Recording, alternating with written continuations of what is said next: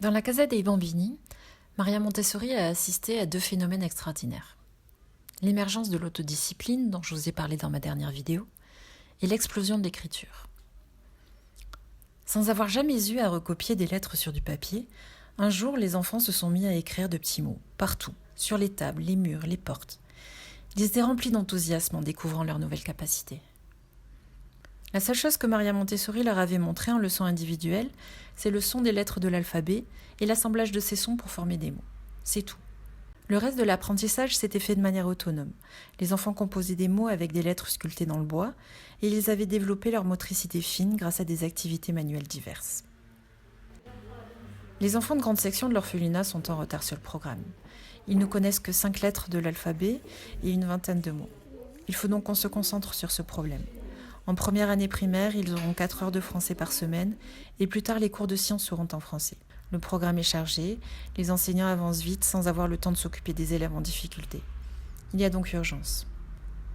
Avec les éducatrices de l'orphelinat, nous avons décidé de proposer 7 activités autonomes avec les lettres de l'alphabet, en espérant qu'on arrive à transmettre rapidement leurs sons.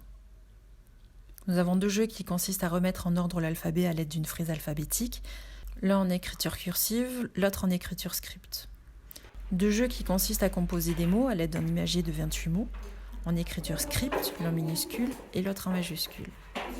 Un jeu qui consiste à associer des mots à leur image en cherchant la solution sur un imagier écrit en cursive. Une activité qui consiste à écrire les prénoms des camarades de classe en majuscule. Nous avons aussi 2 puzzles avec des lettres minuscules et un jeu qui consiste à associer des lettres cursives à des lettres bâtons, ou qui permet de jouer au memory. Nous avons choisi ensemble les 28 mots qui sont sur chacun des 3 imagiers, afin que ce soit des mots connus des enfants. Quand un enfant saisit une lettre, nous lui donnons le son de cette lettre. Et s'il saisit un mot, nous le décomposons pour lui faire entendre les différents sons qui le constituent. Nous avons donc travaillé au préalable le son des lettres de l'alphabet. Comme ça, après tu diras A, O. Les enfants sont encore trop nombreux à avoir besoin d'une aide pour travailler. Nous ne pouvons donc pas faire de leçons pour l'instant.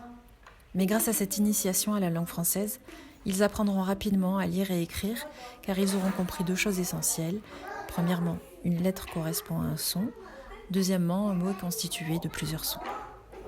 La maternelle est le meilleur moment pour apprendre à lire, car c'est là que l'enfant peut y trouver un réel plaisir. Mais la condition essentielle à l'apprentissage de la lecture en maternelle, c'est la leçon individuelle. Nous arriverions à faire ces leçons si tous les enfants trouvaient dans la classe une activité intéressante à faire. Grâce à vos dons, nous avons pu commander 2 étagères et du matériel sensoriel Montessori. Je ferai une vidéo dès qu'on les recevra. Mais nous avons encore besoin de votre aide. Il nous faut au minimum 200 € supplémentaires pour acheter une 3e étagère et du matériel mathématique. Vous trouverez notre lien Tipeee dans la description de la vidéo, juste en dessous.